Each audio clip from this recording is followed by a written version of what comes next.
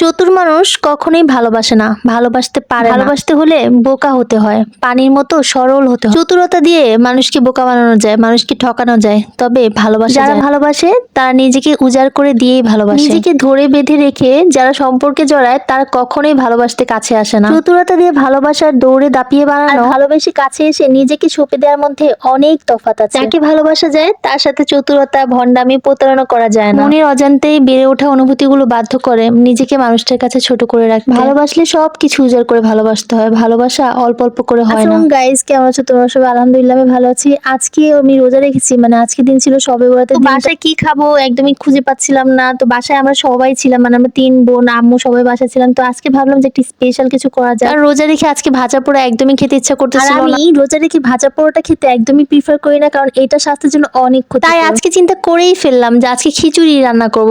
আজকে খিচুড়িটা হচ্ছে কি, আমি আজকে রাইস কুকারে খিচুড়ি রান্না করব। সবসময় রাইস কুকার ভাত তরকারি মোটামুটি আমরা রান্না করি, তো খিচুড়িটা কিন্তু রাইস কুকারে বা প্রেসার কুকারে রান্না করলে অনেক মজা হয়। আমি কিন্তু একটু তেলটাকে গরম করে তারপর এটাতে পেঁয়াজ, তারপর লবণ, আদা রসুন বাটা, তারপর মশলা টসলা দিয়ে দিচ্ছিলাম। আজকে খিচুড়িতে প্রথমে আমি তেল দিয়ে একটু জিরা, কালো জিরা, তারপর হচ্ছে সরিষা, এগুলো একটু ভেজে নিয়েছিলাম। জিরা আর সরিষা দানা দিলে খিচুড়ির স্বাদটাই অন্যরকম লাগে। আর সবকিছু কষানো হয়ে গেলে আমি একটু টমেটো দিয়ে দিয়েছি, টমেটো দিয়ে কষিয়ে নিয়েছি। এখন আমি সবজিগুলো দিয়ে দিচ্ছি, আর সবজিগুলো হচ্ছে ফুলকপি, সিম, গাজর, সাথে ছিল একটু পেঁয়াজ পাতা, কারণ পেঁয়াজ পাতা দিলেও কিন্তু অনেক ভালো লাগে। শেষে দিয়ে দিয়েছি অল্প একটু ক্যাপসিকাম। ক্যাপসিকাম কিন্তু সবকিছুতে দিয়ে দেখেছি অনেক ভালো লাগে। আসলে খিচুড়িতে কেমন লাগে আজকে তাই দেখো। আর এই যে দেখো, আমি আজকে চাল ডাল, মসুরি ডাল আর একটু মুগের ডাল নিয়ে নিয়েছিলাম। মুগের ডালে খিচুড়ি কিন্তু অনেক অনেক মজা লাগে। আর আমার বড় খালা যখন বেঁচে ছিল তখন হচ্ছে মাসকালের ডালে একবার খিচুড়ি খাইয়েছিল, সেটা কিন্তু অসাধারণ ছিল। তোমরা কে কে মাসকালের ডালে খিচুড়ি খাও আমাকে বইলো, আমাকে দাওয়াত করলে আমি একদম অটোমেটিক চলে আসবো। দিয়ে ভালো মতো কষে আমি পরিমাণ মতো পানিটা দিয়ে দিয়েছিলাম, আর পানিটা আমি তেমন একটা বুঝি না, এই জন্য আম্মুকে বলেছিলাম দিয়ে দিতে। গাইস, খিচুড়িতে বসাই দিয়েছি, কিন্তু খিচুড়ি হইতে এখনো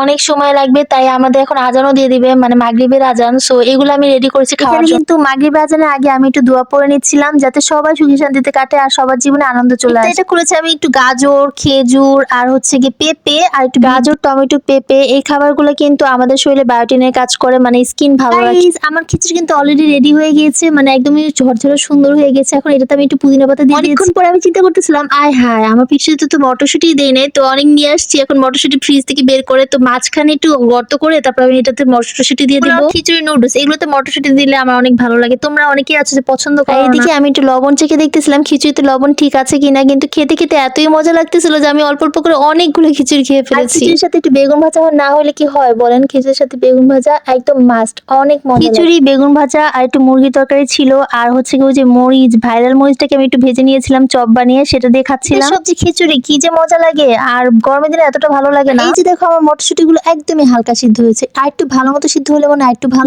আলহামদুলিল্লাহ, রোজা করে খিচুড়ি খেয়ে অনেক ভালো লাগতেছিল। ভাজা পোড়া খেলে আমি একদম ফোম হয়ে যায়। Guys, watching, tata.